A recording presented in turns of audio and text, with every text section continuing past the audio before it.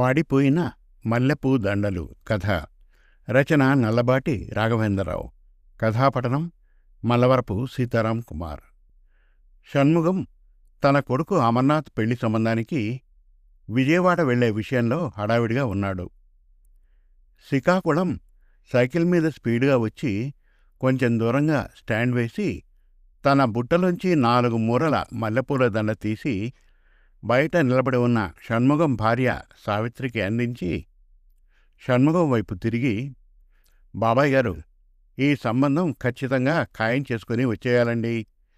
పెళ్లి బేరం మాత్రం నాదే, ఎవరికీ ఇవ్వకూడదు అంటూ షణ్ముగం ఇచ్చిన డబ్బులు తీసుకుని రోడ్డు దాటి అవతలికి వెళ్ళి కొంచెం దూరంలో ఉన్న ఎలక్ట్రికల్ స్తంభం దగ్గర సైకిల్ స్టాండ్ వేశాడు.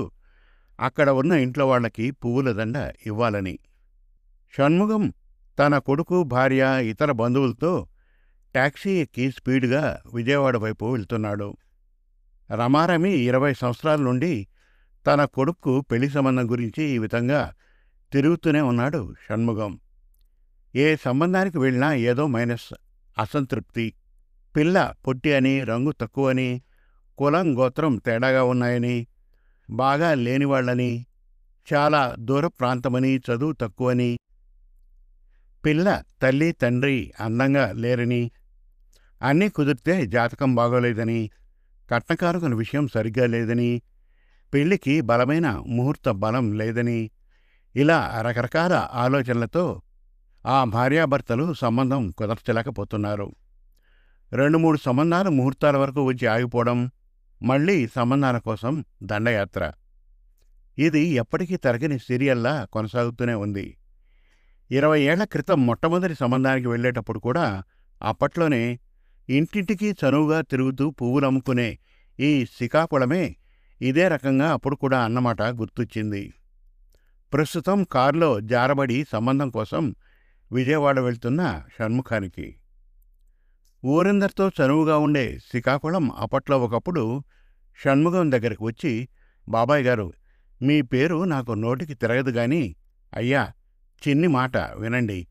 ఈ వీధిలో రోడ్డుకి అవతల ఎలక్ట్రిక్ స్తంభం దగ్గర ఇల్లు ఉంది చూడండి, అదే మీ దోస్తు సత్యేంద్ర ప్రసాద్ గారి అమ్మాయి బుజ్జమ్మ ఉంది కదా. బోల్డంతా చదువుకుంది, బాగుంటుంది, మీలాగే బాగా ఉన్నవాళ్లే, మీ కులమే. ఆ అమ్మాయిని మన అబ్బాయి గారికి చేసుకుంటే బాగుంటుందేమో అన్నాడు. ఆ మాటలు విన్నాక షణ్ముగం, ఎదురింటి సంబంధమా, వద్దులే అంటూ తన కనురెప్పలు 2 బాగా పైకి సాగదీసి, పెదాలు కూడా పక్కలకు బాగా విడదీసి ఒకసారి కనురెప్పలు మూసుకొని వదిలాడు. అతని భార్య సావిత్రి కూడా అది మనకు కుదరదు అంది. శ్రీకాకుళం వాళ్ళిద్దరూ ఎందుకలా అంటున్నారో తన బుర్రకు ఏమాత్రం అర్థంగాక మిన్నకుండిపోయాడు. పువ్వులు ఇస్తున్నప్పుడు అలా చాలాసార్లు చెప్పాడు కానీ ఆ భార్యాభర్తలు వినపడనట్లుగానే మసలుకునేవారు. ఇప్పుడు కారులో ఉన్న షణ్ముఖానికి అలాంటి విషయాలన్నీ గుర్తు వచ్చి తన కనురెప్పను బాగా పైకి సాగదీసి, పెదాలు కూడా పక్కలకు బాగా విడదీసి ఒకసారి కళ్ళు మూసుకొని వదిలాడు. ప్రస్తుతం టాక్సీ తన కొడుకు అమర్నాథ్ పెళ్లి సంబంధానికి విజయవాడ వెళ్లడం విషయంలో హడావిడిగా దూసుకుపోతోంది. షణ్ముగంలాగే సత్యేంద్ర ప్రసాద్ కూడా బిజినెస్ మ్యాగ్నెట్. ఎడతెరిపి లేని వర్షం పడుతున్నట్లు 20 సంవత్సరాల నుండి అతను కూడా తన కూతురికి సంబంధాలు చూస్తూనే ఉన్నాడు. తన కూతురి తోటి అమ్మాయిలకు పెళ్లిళ్ళైపోయి పిల్లలు పుట్టి, ఆ పిల్లలకు రజస్వల కార్యక్రమాలు కూడా అయిపోవడం, ఆ కార్యక్రమాలకు తమ కుటుంబ సహితంగా వెళ్ళి రావడం సత్యేంద్ర ప్రసాద్కు కొంచెం బాధగానే ఉంది కానీ ఏమీ చేయలేకపోతున్నాడు. సత్యేంద్ర ప్రసాద్, అతని భార్య సరస్వతమ్మ కూడా రాబోయే అల్లుడి విషయంలో రకరకాల గేట్లు పెట్టేసుకున్నారు. 100 రకాలుగా. రాబోయే అల్లుడు, వారి కుటుంబం తమకు సరిపోవాలి అనే గాడిలో ఉన్న వాళ్ళిద్దరూ ఏ సంబంధాన్ని కుదుర్చుకోలేకపోతున్నారు. 20 ఏళ్ల క్రితం సత్యేంద్ర ప్రసాద్, అతని భార్య సరస్వతమ్మ ఒకనాడు పార్క్లో కూర్చున్నప్పుడు ఆ లోపలే పూలు అమ్ముతున్న శ్రీకాకుళం తనకు ఉన్న పరిచయంతో వాళ్ళను సమీపించి కొంచెం దూరంగా నిలబడి నెమ్మదిగా వాళ్ల ఎదురింటి షణ్ముగం గారి అబ్బాయి గురించి ఇలా అన్నాడు. ప్రసాదం బాబుగారు, మీరు కోపడినంటే ఒక్క మాట, అన్ని విధాలా మీకు అనుకూలంగా ఉన్న మీ ఎదురింటి షణ్ముగం గారి అబ్బాయిని కుదుర్చుకుంటే ఒక పని అయిపోతుంది కదా అన్నాడు. సత్యేంద్ర ప్రసాద్ కాసేపు తల గోక్కుని ముక్కు సరిచేసుకుంటూ పైకి లేచి నిలబడి శ్రీకాకుళం వైపు పిచ్చివాణ్ణి చూస్తున్నట్టు చూసి వికటంగా నవ్వి, ఎదురింటి సంబంధమా, ఎందుకులే అంటూ వెళ్ళిపోయాడు. అతని భార్య కూడా అలాగే అంది. అయినా అప్పుడప్పుడు శ్రీకాకుళం ఆ విషయం గురించి సత్యేంద్ర ప్రసాద్ సరస్వతమ్మలకు చెబుతూనే ఉన్నాడు 20 ఏళ్ల నుండి. అలా వాళ్ళ అమ్మాయికి సంబంధం చూడడం మొదలుపెట్టి 20 ఏళ్లు గడిచిపోయాయి సత్యేంద్ర ప్రసాద్ దంపతులకు కూడా. ప్రస్తుతం షణ్ముగం పార్క్లో తూర్పు మూల బల్ల మీద నీరసంగా కూర్చొని పల్లీలు తింటున్నాడు. పార్కులో పడమర మూల కూర్చొని పల్లీలు తింటున్న సత్యేంద్ర ప్రసాద్ మరింత నీరసంగా నడుచుకుంటూ నెమ్మదిగా ఈ పక్కకు వచ్చాడు. ఏమయ్యా షణ్ముగం, ఆ పల్లీల అతను ఇలా వచ్చాడా అంటూ అడిగాడు. అదేంటి, నీ దగ్గర నుంచే వచ్చాట కదా, నీకు కూడా పల్లీలు ఇచ్చాట కదా, ఇలా కూర్చో చోటు చూపిస్తూ అన్నాడు షణ్ముగం.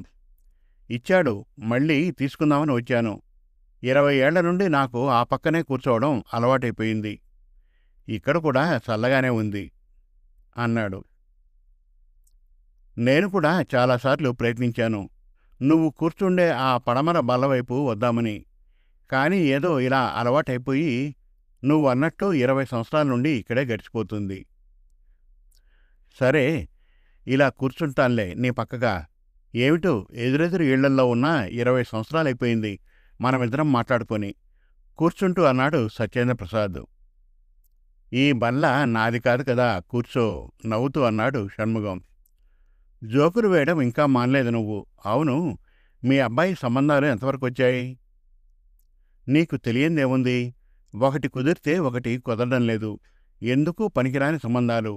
ఖర్చు లెక్క పెట్టుకుంటే గడిచిన 20 ఏళ్లలో పెళ్లి సంబంధాలుగా తిరగడానికి 5 లక్షలయింది.